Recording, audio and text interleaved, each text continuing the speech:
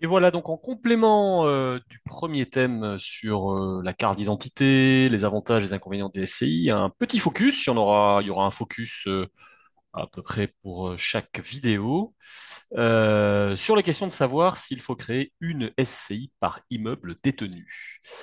Voilà, alors la première chose vraiment qu'il faut savoir, c'est que tout est possible. Voilà, donc on peut après, il y a des avantages et des inconvénients à chaque solution, mais on peut avoir plusieurs immeubles dans la même SCI, de même que l'on peut avoir un immeuble par SCI. Voilà, aucune contrainte légale, le Code civil est totalement muet sur cette question, et donc c'est de la pratique et de l'opportunité et du cas par cas. Alors, première solution, que j'appelle solution A, détenir plusieurs immeubles dans une même SCI. Donc, vous voyez ici, hein, vous avez une SCI, personne morale, et donc elle est propriétaire et gestionnaire et bailleur probablement de plusieurs immeubles à la fois. Cette solution, elle présente des avantages et des inconvénients. Schématiquement, l'avantage principal de la solution tout en un, c'est la simplicité, hein. On n'a qu'une seule SCI à créer, ce qui veut dire que du point de vue des coûts, c'est également assez intéressant puisque ben, voilà, on divise par 3 par rapport à avoir 3 SCI le coût de gestion de ce schéma. Ça coûte moins cher en quelque sorte. Voilà. Et alors par contre, il y a un avantage fiscal qui peut apparaître assez important, c'est que si l'on a un immeuble dont la gestion est plutôt déficitaire, c'est-à-dire qu'on a moins de revenus qu'on a de charges une année donnée, et puis des immeubles qui ont au contraire des résultats plutôt positifs, hein, où on a plus de revenus locatifs que de charges, et ben on va pouvoir faire une balance entre l'immeuble entre guillemets déficitaire, hein, et les immeubles entre guillemets bénéficiaires, et donc faire une compensation. Donc en fait, les déficits d'un ou plusieurs immeubles vont venir permettre de réduire l'imposition liée à d'autres immeubles. L'inconvénient, c'est au niveau principal, au niveau du passif, hein, c'est que si on a des dettes sur un immeuble, et ben, la gestion des autres immeubles va en être aussi impactée. C'est-à-dire qu'en fait, on a des dettes au niveau de la SCI, quel que soit l'immeuble. Euh, L'autre difficulté, c'est que on ne peut pas individualiser la transmission du bien, donc on ne peut pas donner l'immeuble 1 à tel enfant, l'immeuble 2 à tel enfant, et même la vente va être compliquée, hein, concrètement, puisque bah, vous ne pouvez pas vendre un immeuble, vous allez vendre soit l'intégralité de la SCI, voilà, donc soit bah, vous allez vendre une partie des parts, mais ces parts, elles ne correspondent pas en fait à chaque immeuble.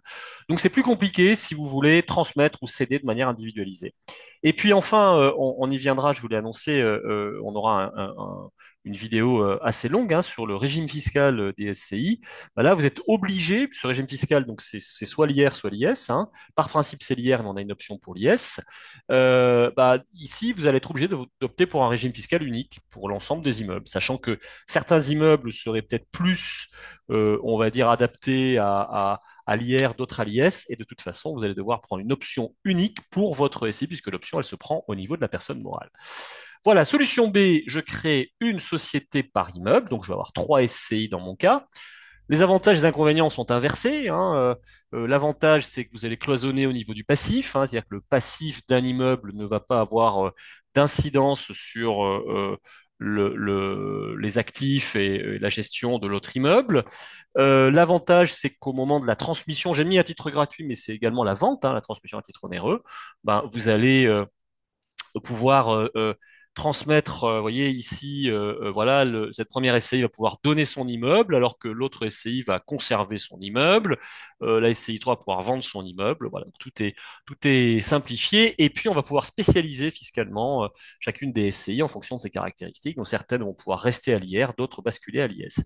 Inconvénient, bah, frais de gestion, hein, bien sûr, multiplié par 3, complexité, ça va avec frais de gestion, et puis absence d'unité de gestion. Si vous avez différents associés dans les 3 SCI, ils ne vont pas forcément gérer avec la même, j'allais dire, constance, avec la même philosophie, un petit peu, les 3 immeubles. Donc, vous ne gérez pas de manière unitaire. Alors, est-ce qu'il y a une troisième solution? Oui, il y a une troisième solution, ce que j'appelle la solution C. Elle est un tout petit peu compliquée quand même. Donc, c'est une solution qu'on peut imaginer. Elle est très intéressante juridiquement, mais en pratique, on la voit assez peu. Ça consiste à avoir tous les immeubles dans une SCI, mais que la SCI au lieu de d'émettre des parts qui soient les mêmes, émettent des parts de catégories différentes correspondant pour les unes au droit sur l'immeuble A, pour les autres aux parts sur l'immeuble B, et enfin pour les dernières aux parts sur l'immeuble C.